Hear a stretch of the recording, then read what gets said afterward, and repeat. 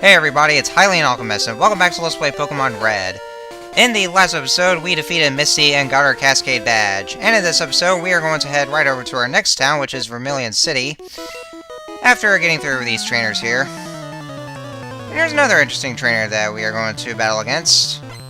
This Bugcatcher right here, he has one Pokemon, and that Pokemon is Butterfree. Butterfree is the final evolution of Caterpie. I think Caterpie would evolve into Metapod at level 7. I think it's level 7. And then right at level 10, then it evolves to Butterfree. I think. I think I'm right about that. Butterfree is the one Pokemon that a lot of trainers would use against Brock, because I think right after he evolves from Metapod, Butterfree would learn Confusion. Correct me if I'm wrong, but I think it does learn Confusion upon like, freshly evolved. I might be right about that, which is what it's using right now. And I'm actually talking about, like, people who did not choose, well, only the people who chose Charmander for the starter. And then typically people will be using Butterfree against Brock, just for using Confusion. Which would probably work, but at the same time, well... Actually, yeah, it still works, because, I actually realized that, in this gen only, none of Brock's Pokemon ever use any Rock-type moves, even though this is a Rock-type gym. Well, actually, it was a Rock-type gym. But, like, neither Geodude nor Onix would learn any Rock-type moves, the ones that Brock were using, so it actually still is a good idea to use Butterfree. Otherwise, though, for one thing, Butterfree is, like, it's 4 times weak to Rock types, because upon evolution, Butterfree gains a Flying typing, so it's Bug and Flying. But since both those types are weakened by Rock, then that would make it, Butterfree 4 times weak against Rock. So that would have been dangerous, but since the Rock-type moves were never implemented into Brock's Pokemon, then you should be fine. At least that's what I think. But it still would have taken a long time if you were battling Geodude and Onix against Charmander. Well, if you're using Charmander against those Pokemon, then it would have taken a long time. But just by either getting those other 2 starters, then you can easily cheese Brock. So, enter this trainer here. And he was using Eradicate, which is kind of troublesome. So anyway, here we are in Vermilion City, the port of exquisite sunsets. And this guy right here is putting a building on this part of land with his mod shop. Well, I'm going to expect you that you would finally finish this project in 3 years. Just please do. Now, this girl here talks about Grimer, another Pokemon with such a brilliant and fantastic design, especially with its evolved form, which turns into bigger sludge. Oh, such a genius idea!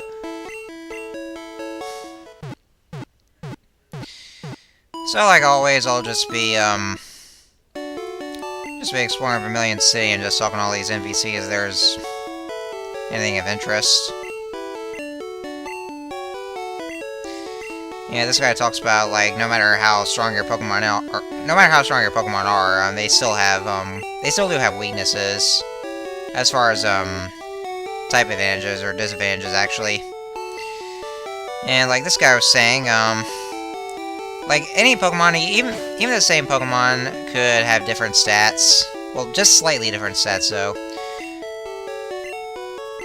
Oh, yeah, also, that just reminded me. I remember I was going to talk about. I actually did another recording session, and I actually did try to evolve my Nidorino into, Nidoking with a Moonstone. And despite the fact that it does gain a ground typing, guess what? It still cannot use Dig. It's still unable to. And I was like, what? That's just... No. Which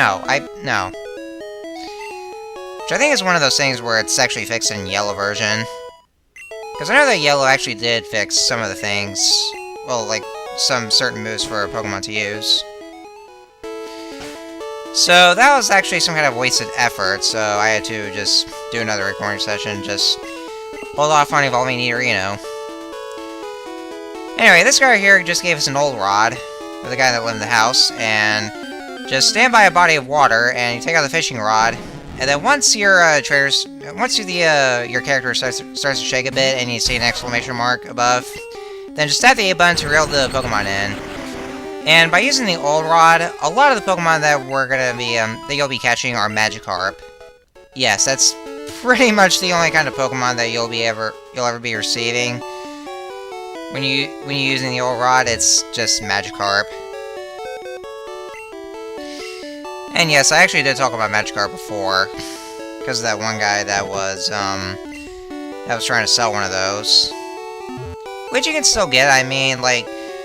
Because like I said, Magikarp is a very, very weak and pathetic Pokemon. Because in this generation, it only knows Splash and Tackle, and it cannot learn any TMs whatsoever. And Splash does not do anything at all. However, it does have a rather interesting and rather unexpected evolved form, which we will see later on, though. A bit later. So, because of that, then, I would probably recommend Magikarp. I can't believe I'm saying this when it comes to recommending Magikarp, but I guess I would if you want a certain Pokemon that he evolves into that we will see later on. Anyway, here's the Pokemon Fan Club. You're gonna want to come in here because you're gonna want to listen to him brag about his favorite Rapidash. Lovely, smart, plus amazing. Oh yes, we think so. It's stunning, kindly, love it. Hug it when sleeping warm and cuddly, spectacular, ravishing. And we're done here. But yeah, the reason we want to talk to this guy here is that he'll give you a bike voucher.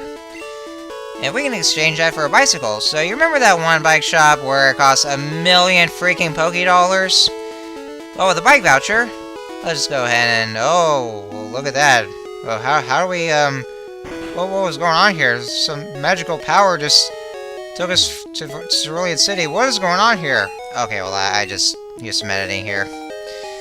So with a bike voucher, we can now get a bicycle. And now that we have a bicycle, as soon as I just, switch around my inventory. And yeah, just by pressing the select button, you can reorder your items around. And now we are on the bicycle. So the bicycle here is actually a lot faster than your standard walking speed, and of course, the running shoes that we get later on. Unfortunately, we cannot use bikes inside buildings. Not because of that house, or the state of that house, no. It's... You literally can't use bicycles inside buildings. So that's kind of a downer here. But that's one cool thing about those bicycles, is that they are faster. I'm not going to be using the bicycle for the entirety of this playthrough. I'll be using it on certain occasions, but not all the time, though, because, see, for one thing, like, you know... Because I may not be all that used to using the bicycle, like, just having to go too fast, and I kind of want to concentrate. I really do dig this music, though. It's really catchy. It's one of my favorite bike themes, but that's another reason, though, like, I don't use bicycles because that's all... Because the music's going to be playing that over and over, no matter where you are. Not so much in later gens, though. Like, it'll just play its theme first, but then once you get to a new route, then it just plays the regular route theme. But in this case, it just plays all over. So it can be a bit of an earworm there.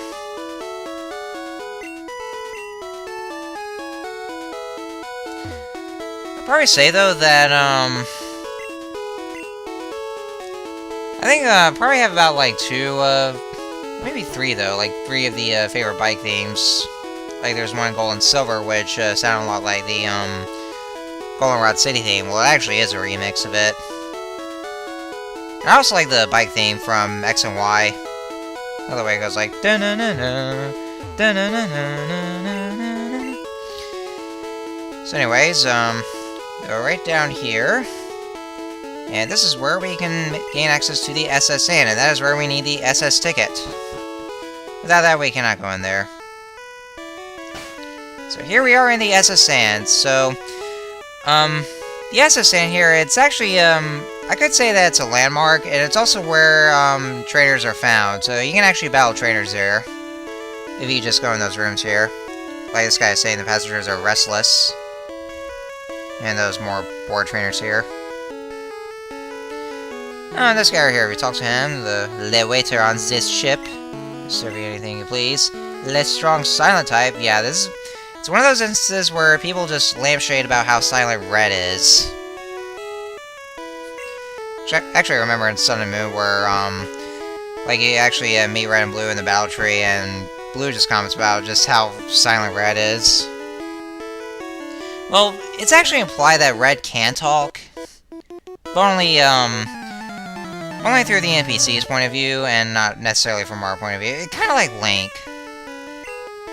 Where, like, it may seem like he can't talk, but it's implied that he can as well.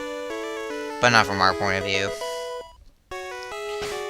And we got TMO8, which, that contains Body Slam. I actually remember that it does contain Body Slam.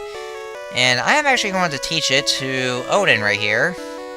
Just as soon as Past Me would... Well, actually, Past Me was just thinking about which Pokemon to teach Body Slam to. And that's where I decided Odin is pretty much a good candidate. There's also something else I actually I was gonna say, but I kind of forgot.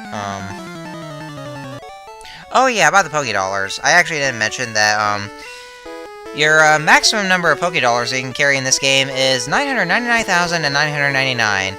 So, therefore, there's no way... it is entirely impossible to be able to buy the bicycle for 1 million Pokédollars. So that is why you actually do need the bike voucher. And now there is a Wigglytuff, but we can't actually see what it looks like because that is the same spray as Clefairy. I am not really the waiter here. I just happen to be a visitor. Go right inside here. Here's another trainer of interest. Well, excuse me, sir. I do believe you've forgotten what genre this is. This is an RPG, you know.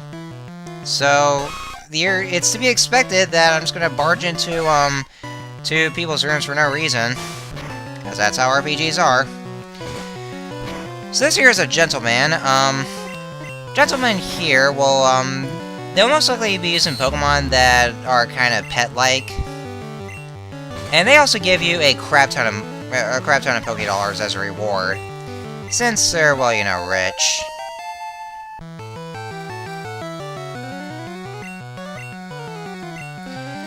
I think, I guess you could say that, the Nidoran family are kind of based off of rodents. So that's how I could say it, like, you know, they may be using Pokemon that are kind of pet-like.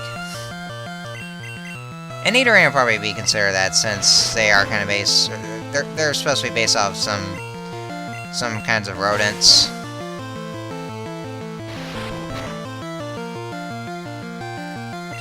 And yeah, if I was playing Fire and Leaf Green, my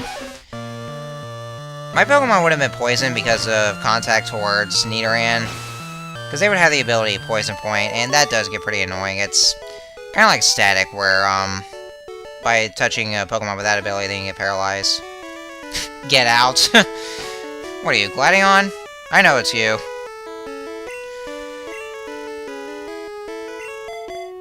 But yeah, that's something that could be very annoying, just, you know, Poison Point or Static. Oh! And this is where Game Freak just decided to be so trollish here. Because they actually decided to leave off a space on that spot. There probably would have been a door right here, but they just leave off a space. And then apparently, in Fire and Leaf Green, there actually is a door in that very same spot, and in that room, in that cabin, that's where you get to heal your Pokemon, kind of like a Pokemon Center. Gee, thanks, Game Freak. I bet you were probably planning to put that door there, or put that cabin in there, just so we can heal our Pokemon, but then you decide to change your minds. Yay! Thank you very much, Game Freak. Just thank you. That was so pleasant for you. That's the most pleasant thing you have ever done to us. I am so grateful for what you've done. And that is why we all call them Troll Freak, because that's what they do. It's a very reputation because they are trolls. And now Ariella wants to learn Double Slap. And yeah, despite what the name entails, that does not necessarily mean that your Pokemon will be attacking twice. It's actually, Double Slap is a 2 to 5 turn attack, but I also say that as well. Because even though it says Double Slap, it'll still use Double Slap for like 3 or more times. So, yeah, the name of that move is kind of misleading, I should say. Oh yes, and I was actually going on, I didn't even talk about Growlithe. Our first encounter with Growlithe here, they are fire types, which you can probably tell by now because they were using Ember. And Growlithe is also one of those Pokemon where it would evolve through an evolutionary stone, in this case, the Fire Stone. And I probably wouldn't recommend Growlithe, at least in this generation. Well, if you are playing this gen, because Growlithe, and even its evolved form, it has a pretty bad move pool, at least in this generation.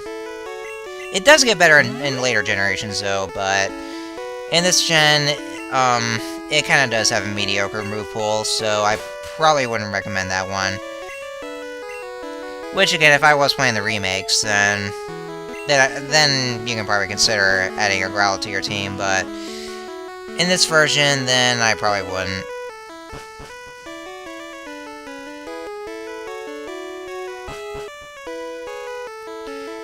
The music here kind of does sound fancy here. Of course, I actually kind of like the remix in Fire and Leaf Rain, and it does have a pretty nice piano piece. And by the way, this music actually does make a return in Ruby and Sapphire when you're in the Ocean Museum. And I gotta say that it really does sound lovely there. I mean, it also does have a piano piece, and my god, it really does sound lovely. It really does. And this here is a Sailor. Sailors, they would specialize in Water-type Pokemon, but sometimes they'll be used in Fighting types as well, such as Machop. And that is our first encounter with a Shelter. Shelter, I think, is pretty good on attack.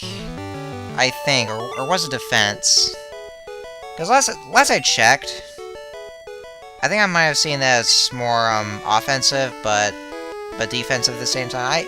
I don't know. I can't really remember.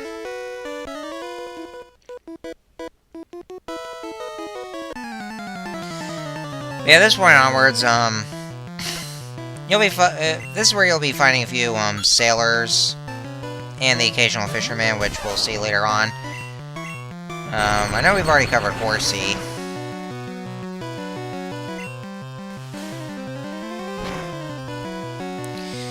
Yeah, I'm starting to feel tired for some reason. It's already it's just about 10:30 around where I live. Well, 10:30 p.m. I'm already starting to get tired right now. It's better just have to record this later on at night.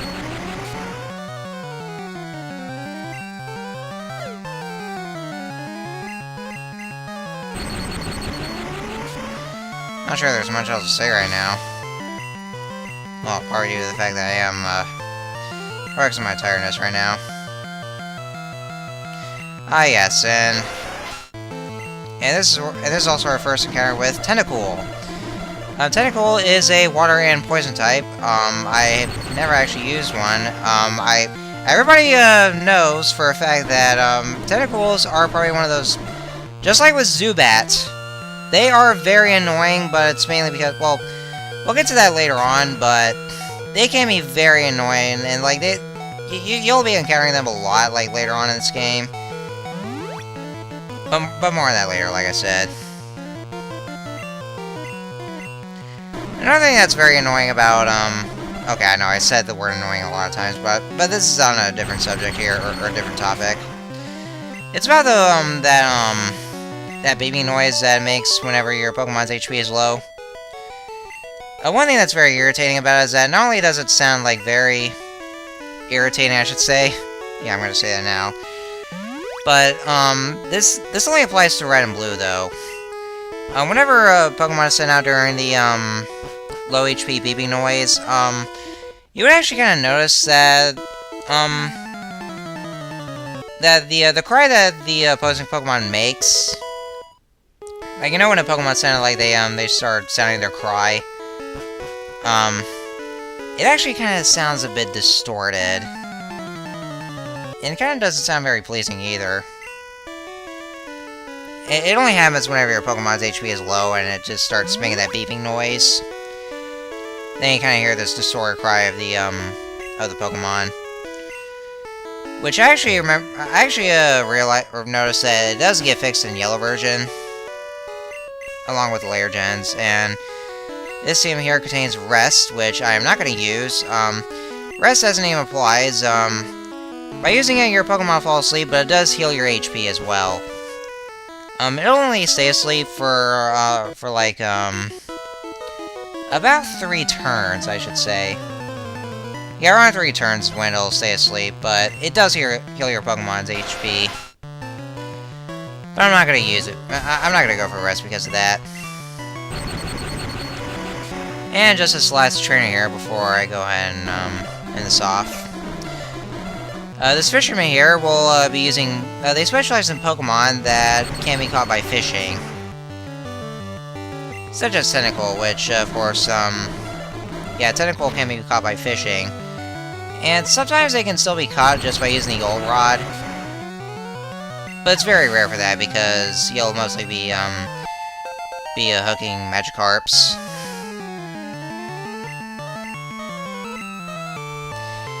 And yes, because they are fishermen, they might also use Magikarp as well. Just to let you know. Ah, man, I'm tired. It's not even funny. I mean, I thought I'd be able to make it through with this recording, but somehow I'm just starting to get pretty sleepy here. I guess it wasn't even a good idea just to just commentate over this video just this late at night, but you know, I just want to get another episode done. I got another episode to do. But this video is just about over right now. See, I'm just about to leave it here after that trainer, so.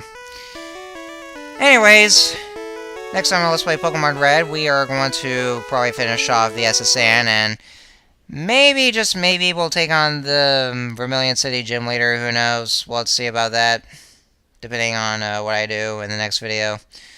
So, until next time, see you guys later.